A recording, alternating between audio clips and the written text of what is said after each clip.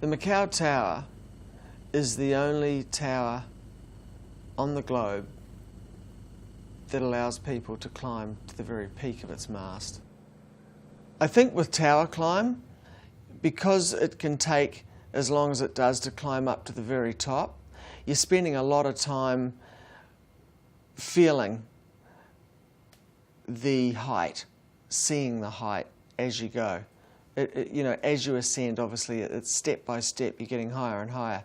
I believe that vertigo is experienced more on tower climb than anything else I've actually experienced before in the past, and for me, definitely more than bungee jumping. It's quite hard physical work climbing 100 metres of ladders.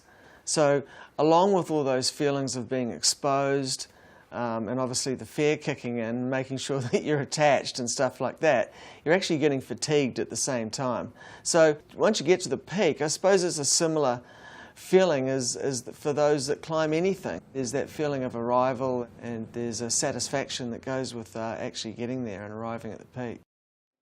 A lot of people don't really know what to expect. They definitely don't know how exposed they're going to feel at various parts of the climb. It starts off pretty industrial, inside a lot of space, literally just climbing a ladder. And you do that for a while, but as you start getting further and further up the tower, and as you start to ascend further up, there's a feeling of it getting more narrow. The spaces get more narrow. And I think therefore you start to get a sense for the height that you're starting to climb into. It's not until you get from the inside cavity to the outside cavities and you're looking over the handrails at the view and realising just how small you're starting to become that, I think the fear, especially the most challenging part of the climb sort of kicks in.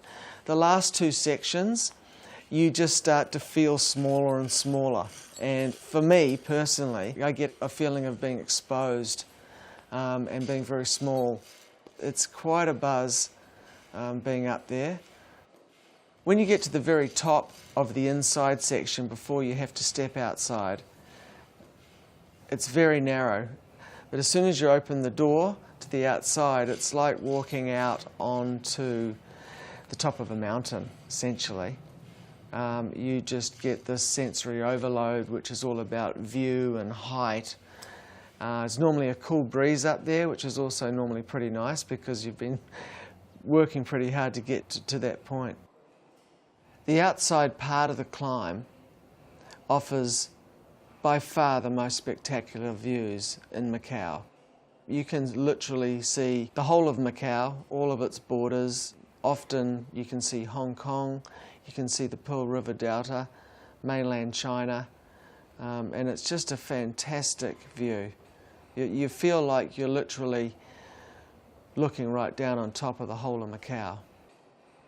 When I'm on any part of the last two outside ladders on the final ascent, as I look around and as I get higher, I get this feeling of being really exposed, and I think it's a form of vertigo.